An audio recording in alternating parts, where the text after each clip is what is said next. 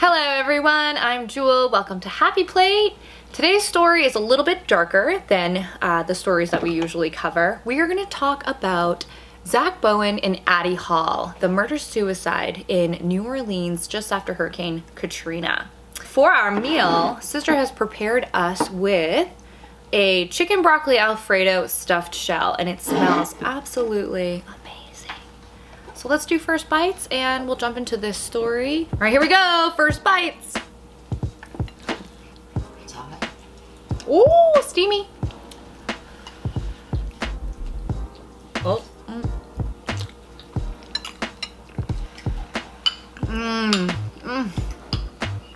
Wow. Oh, it's so good.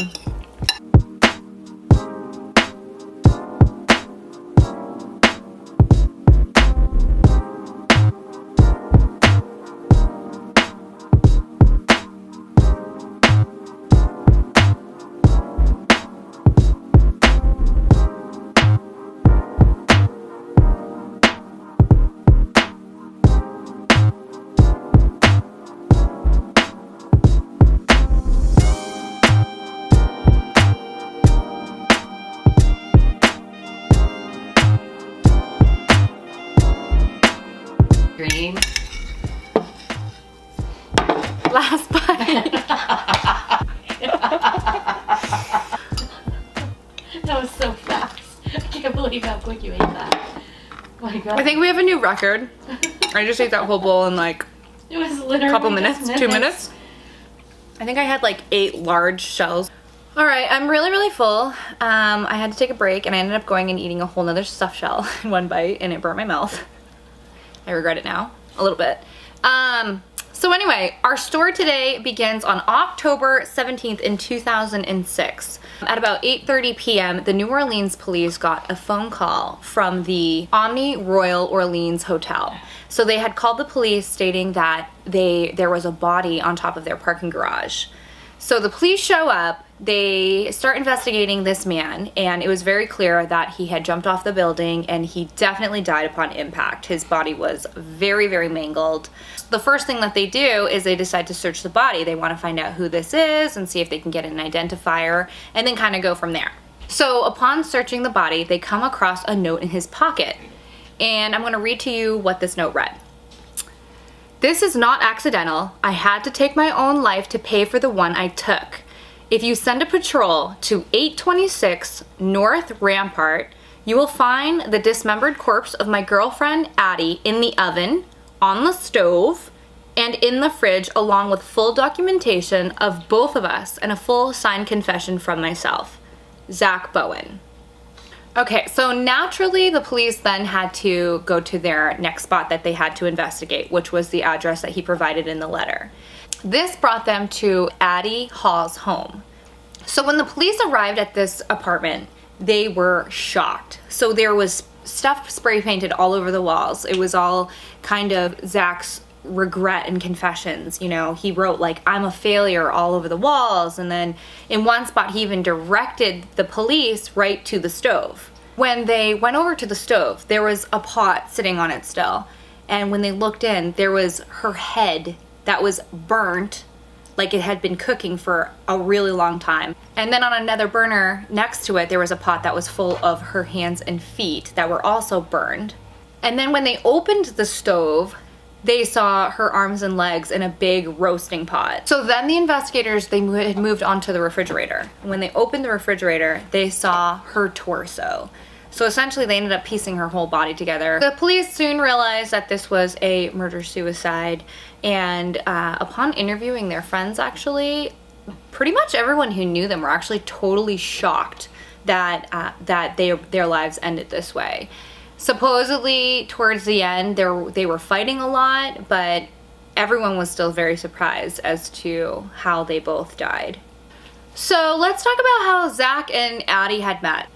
The two of them worked together. They were both bartenders, and when Hurricane Katrina had hit, it devastated the entire city. And Addie actually offered to let Zack stay with her at her home.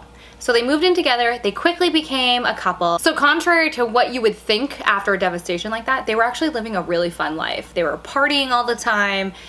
Even though there wasn't like electricity or, you know, in the city was in shambles, they actually would bring their community together. They would offer drinks in exchange for food, and everyone would kind of gather where they were and have a good time. Addie was even known for like flashing police as they were going by, because of course there was a lot of like police presence at that time. Going back a little bit further with the two of them, Zack Bowen, he was actually military police, and he was stationed in Kosovo and Iraq.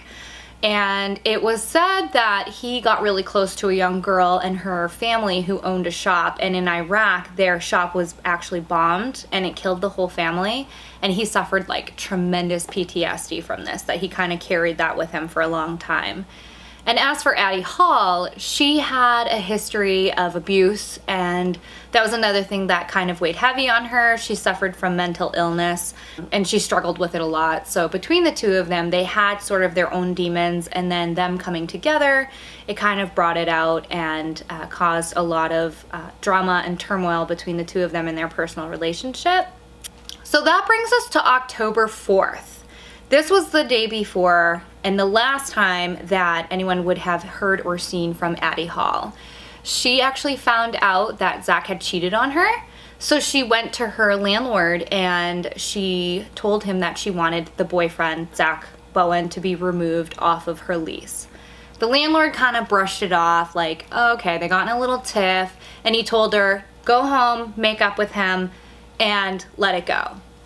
Unfortunately, that was the last communication anyone would have with Addie Hall. Addie Hall's journal was found by police when they had gone into her apartment to investigate her murder. Written in her journal was an entry, or multiple entries, by Zack Bowen, one of which he admitted to exactly when he killed her, which I will read to you right now. He wrote, I killed her at 1 a.m. Thursday, October 5th. I very calmly strangled her. It was very quick. The morning after he admittedly had strangled Addie Hall to death, he just went about his day like business as usual. When he had gotten home from work that day, he was trying to figure out what he wanted to do with her body. He decided to drag her body to the bathtub, and he dismembered her completely and left the body parts in the tub, and then immaculately cleaned the rest of the bathroom. He went on for 4 days after this. Business as usual, hung out with friends. He was talking about vacationing. Friends and acquaintances of him just said that he was like in really good spirits. It seemed like he was in a good place. And then after 4 days, he decided he needed to figure out what he was going to do with her body parts. So he thought the easiest and quickest way to get rid of her body parts was to boil them down and cook them.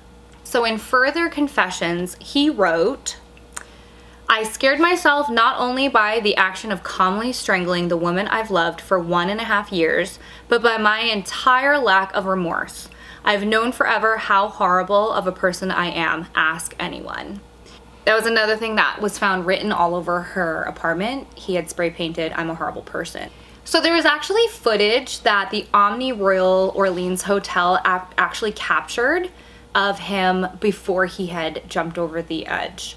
So he is seen, and he's kind of looking over the edge a few times, and he apparently has a drink with him, and he downs the drink as if it's like his last hurrah, and then he just runs and jumps right over the edge.